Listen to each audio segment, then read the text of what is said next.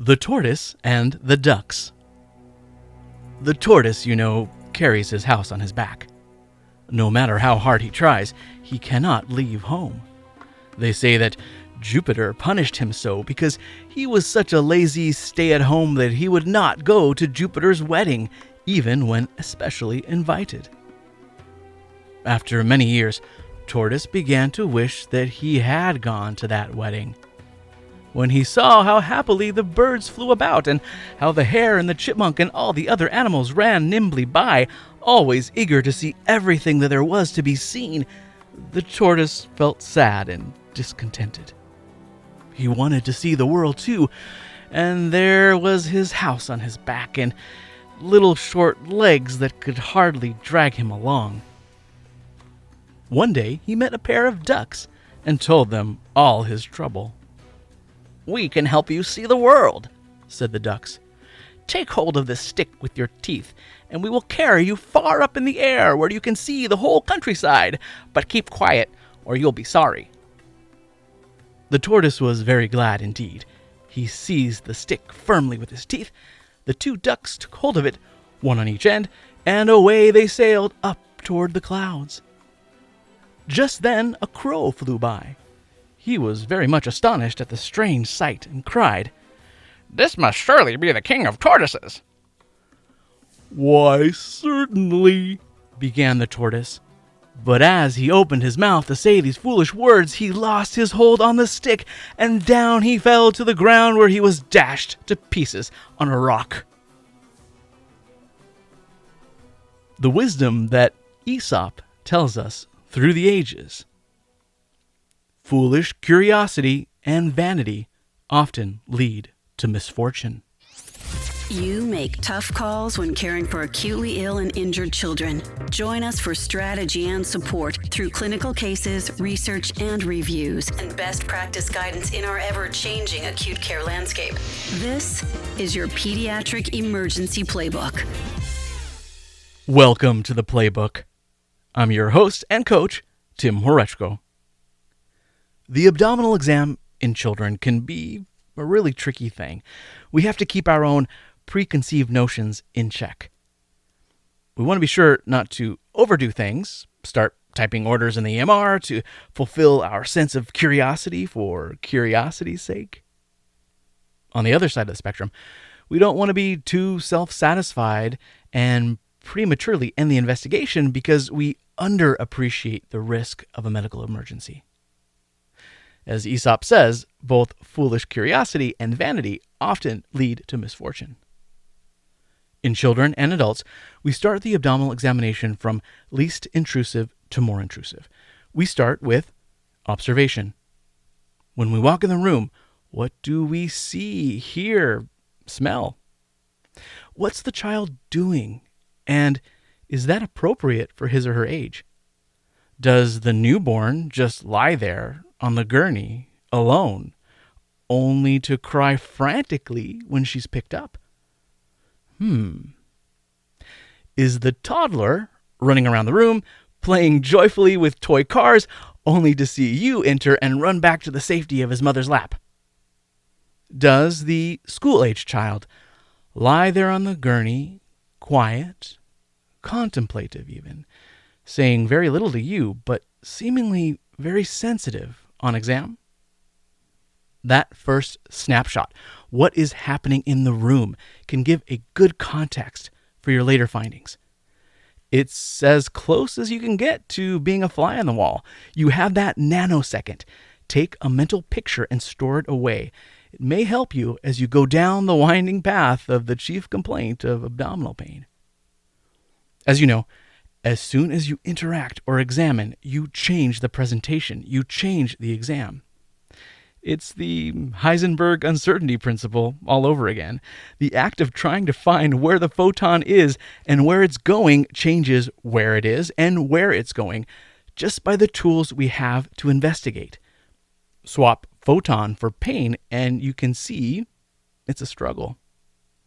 So if you can get even a rough estimate of where the patient starts from, then make that a note.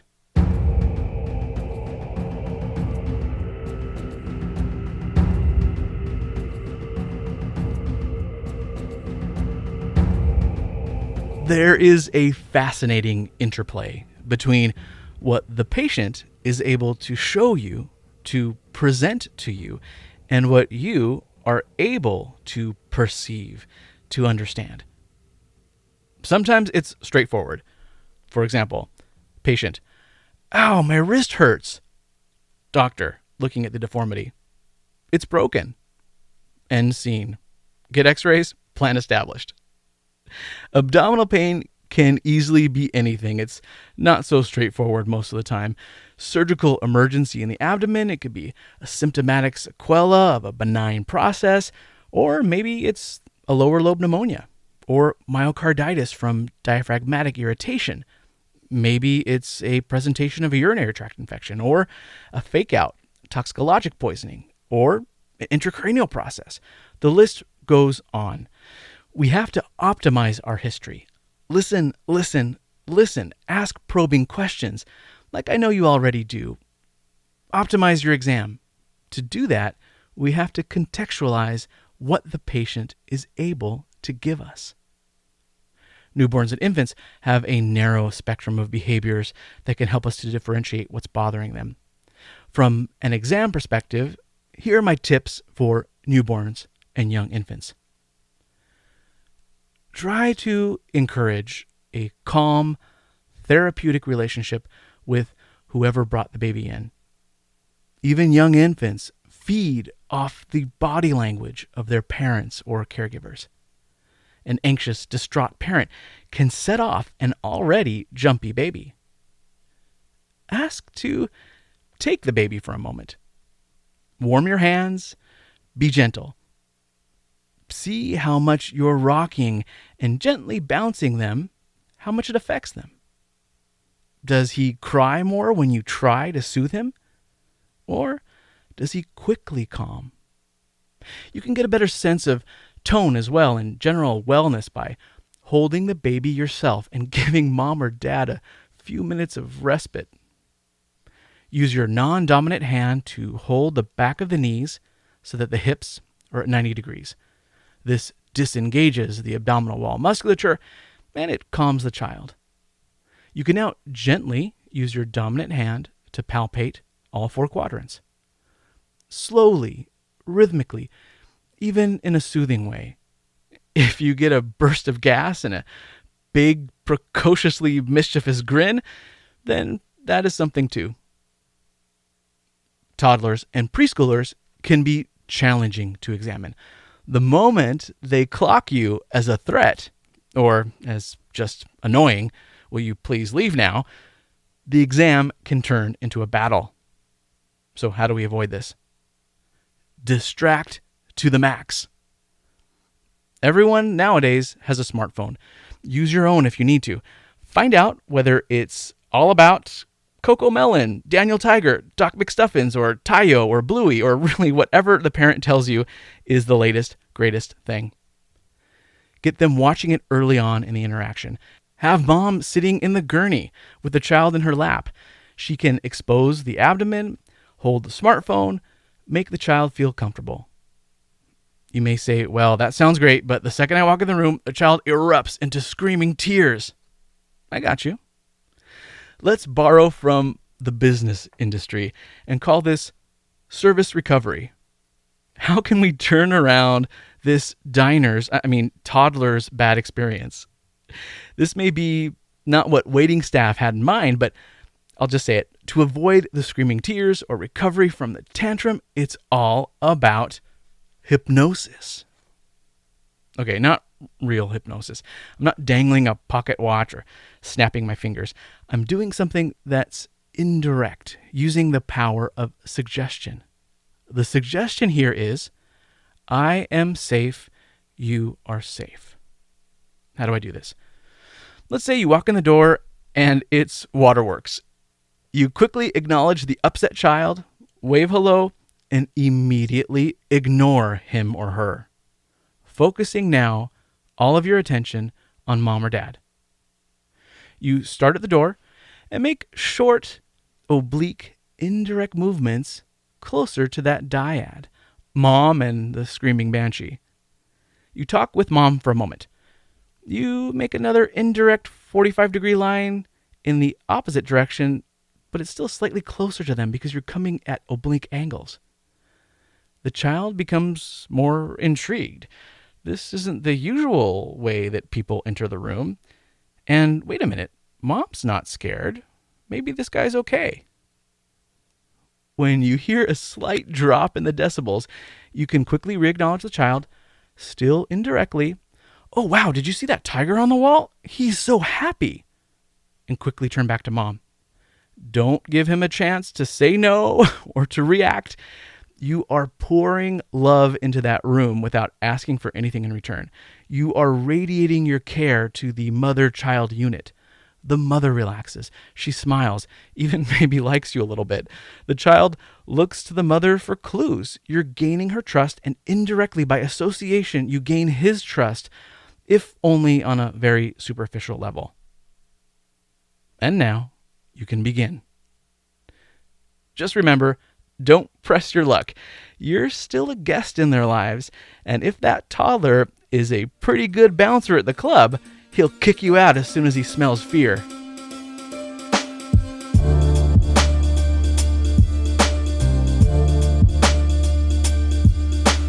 Okay, you've fared the wild jungles of the kingdom of toddlers and preschoolers.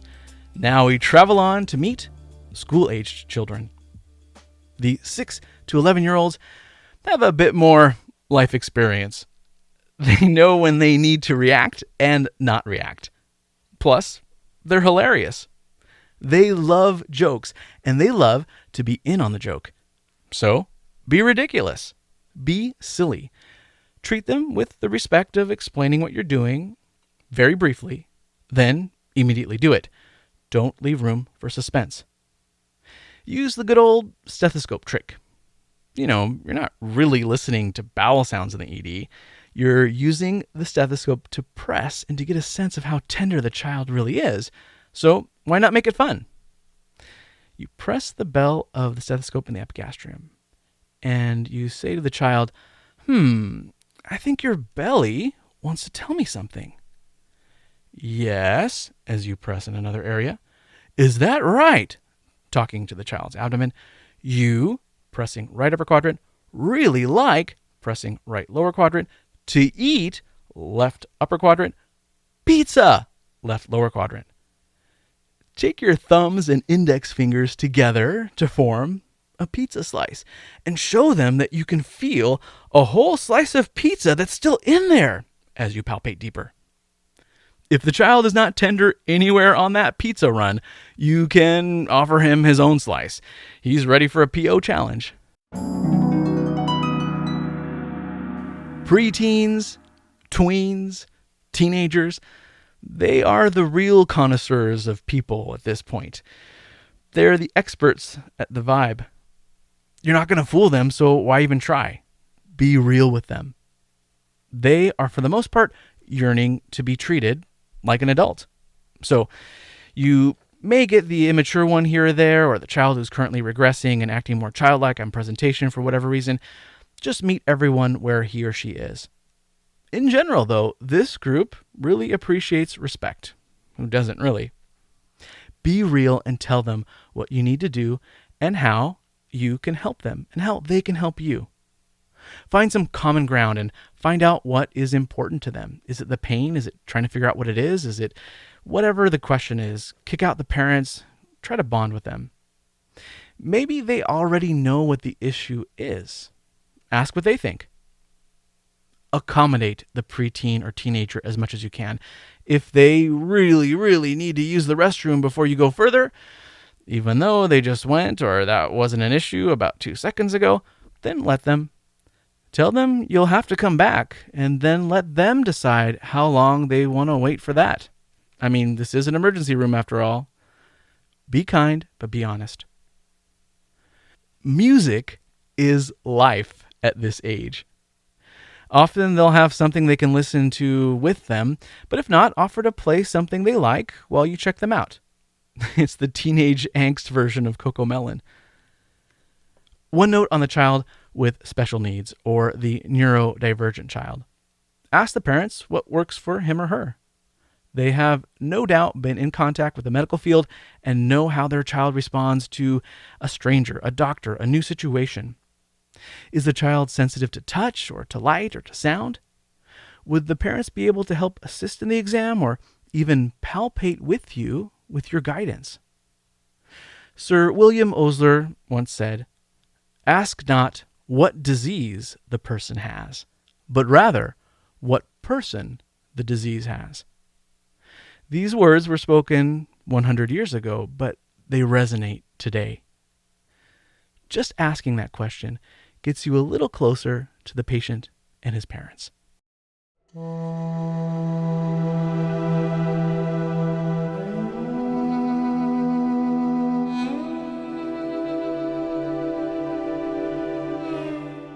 Before we go further, I want to give you something.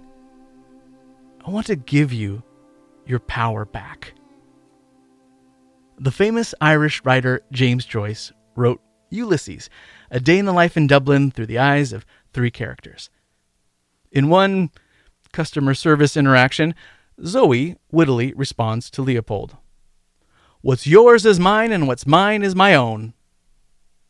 That's to say, patients can have any symptom they so choose. It's up to us to figure out what they mean by this and where they're coming from. Pain? Yes, please tell me all your painful symptoms. Signs are yours and yours alone. You decide whether your exam is causing pain. That causing pain is the tenderness. It's what you decide at your fingertips. And that is up to you, my friend, and you alone. You may think, I am being a good, caring doctor by asking them, does this hurt when I press? That question, though, floods the field with many more unwanted photons, and the little beam of light you were looking for is lost. What does the little child want to do? He wants to please those around him. Even if there is no pain, no tenderness, a typical answer will be yes.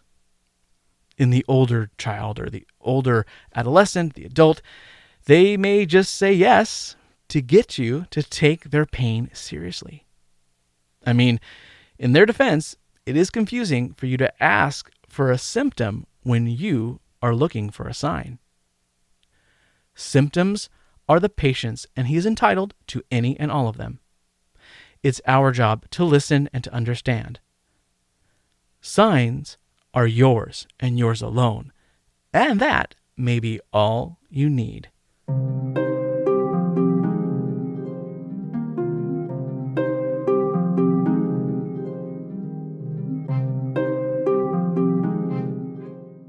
A lot of this is just my way of saying that you already know what to do. A good reminder here or there, it's good for the soul. Before we go, a quick primer on the part of the abdominal exam that we may gloss over, the inspection part, looking at the abdomen. What do you see, and what is that scar there? A midline laparotomy in a child is a rare finding. The scar is vertical from the xiphoid to the umbilicus, sometimes curving around the umbilicus toward the symphysis pubis. Midline laparotomies are done when the surgeon needs emergent access to all of your abdomen right now. In children, this may be blunt or penetrating trauma. In an infant, malrotation with midgut volvulus. If you see that scar, ask. Find out what happened and when. For sure, it will be pertinent to today's evaluation of abdominal pain. The more commonly seen laparotomy scar in children is the transverse abdominal incision. This is the horizontal incision a few centimeters cephalad from the umbilicus. It's the preferred approach in newborns, infants, and children under 5 years of age because, given the compact and convex nature of the typical pediatric abdomen, the transverse incision offers more visualization per length. It's also been shown to confer less risk of wound dehiscence compared to the vertical midline incision in children. The moral is, if you see a child with a transverse laparotomy scar, this was a major surgery, but likely urgent or semi-urgent. If the laparotomy is midline, this was a very sick child who got a very intense emergent operation. The transverse upper abdominal incision is usually in the left upper quadrant and usually from repair of congenital diaphragmatic hernia or splenic surgery. CHD occurs, of course, because of the diaphragm's failure to finish closing in utero. This allows the intestines to herniate into the thoracic cavity, which prevents the lungs on that side from developing properly. The majority of cases of congenital diaphragmatic hernia occur on the left, only because the right side, you have the liver to protect it. So if you see a child, or adult for that matter, who has no medical problems, but what's that left upper quadrant transverse scar? Hey, did you have surgery as a baby? Yes? What was it for? I don't remember, but my intestines were in the wrong place. At this point, you know, A, there was a major abdominal surgery that occurred at some time, and if there's any abdominal pain today, of course, this person is at risk for adhesions and bowel obstruction. Or B, congenital diaphragmatic hernia causes either agenesis of the lung on the affected side, which is type 1. It's the complete absence of pulmonary parenchyma, bronchus, and vessels. Or type 2, which is pulmonary aplasia, the complete absence of pulmonary parenchyma, but the presence of a rudimentary bronchus on the affected side. Or if he or she is very, very lucky, only hypoplasia, which is type 3, the presence of variable amounts of pulmonary parenchyma with a decrease in the number of lung cells, airways, and alveoli. So that scar may mean abdominal problems, but it also may mean that this patient has lifelong respiratory issues. They may need chest PT. They need a lower threshold for antibiotics and a different, more conservative vaccine regimen. An example where this piece of information may change what you do: you're doing a routine exam on an 18-year-old who has a very mild cough. He looks fine. You already mentally are thinking he's going home. And then you see that scar. And you ask, okay, he has no active pulmonary issues, but did he have congenital diaphragmatic hernia? You'll treat that person very differently than the one who has just a little coughy cough. This guy gets a thorough, careful exam and chest x-ray. Your detective work made a difference. A smaller scar in the right upper quadrant may mean that the child had a pyloromyotomy when he or she was a young infant. In some countries, like Japan, pyloric stenosis is treated with an interventional radiology-guided feeding tube through that stenotic pylorus. The child is fed through that tube for a few months or longer until he or she grows out of it. The rest of the body catches up with the otherwise hypertrophic pylorus. In other countries, like here in the United States, we use bright lights and cold steel. Luckily, the risk of interabdominal adhesions causing small bowel obstruction after pyloromyotomy is relatively rare. Dr. Lakshmi Narayaman in 2014 found that the risk of adhesions on post-pyloromyotomy patients was the lowest of all abdominal surgeries at 0.1%. Contrast this with the frequency of adhesions after malrotation, 14%, gastroschisis, 13%, necrotizing enterocolitis, 10%, Hirschsprung's disease, 8%, congenital diaphragmatic hernia, 6%. And just to round this out, post-appendectomy was also low at 1.4%.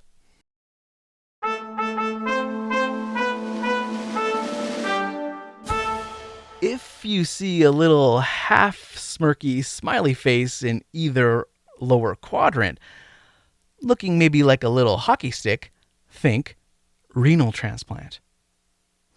Now, you may say, Tim, I would know if this patient had a renal transplant. Maybe if he happened to show up in the same place he normally gets his care, and he's able to speak with you, and he's of the right age, and caregivers are there, and everything lines up. But in emergency medicine, patients who are too sick to go to their own ivory towers of medical care come to the closest facility, and that may be you. Imagine a 6-year-old brought in by EMS with a heart rate of 155, blood pressure of 70 over palp, moaning, unresponsive. Medics have little information. Mom and dad are not here. You do your primary assessment. The child is breathing but obtunded. He has flash capillary refill and nothing else but a hockey stick scar in the left lower quadrant. This child has a renal transplant. He's immunocompromised from his chemotherapy regimen and is in septic shock or organ rejection. You know all of this because you looked.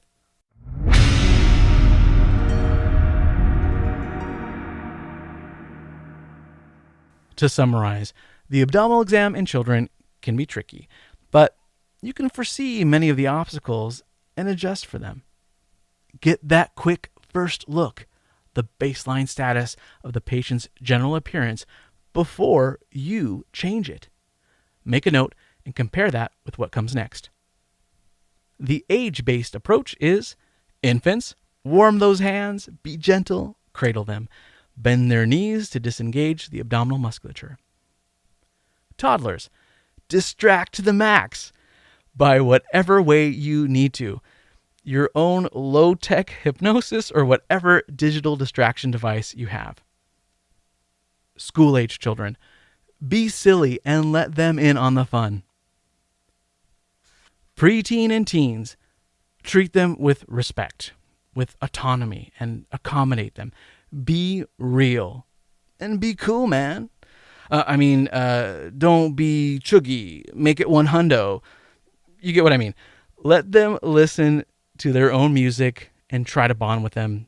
Meet them on their level. A scar tells 1,000 tales. Look, ask, figure out what you're dealing with. The pediatric abdomen does not have to be a black box, especially when X marks the spot. Thank you for listening. Until next time, remember, you are the champion for the child in front of you. Take care. Thank you for listening to The Playbook. We welcome your comments, questions, and feedback. Email Tim at coach@pemplaybook.org or drop by our website for show notes and more strategy at pemplaybook.org. See you there.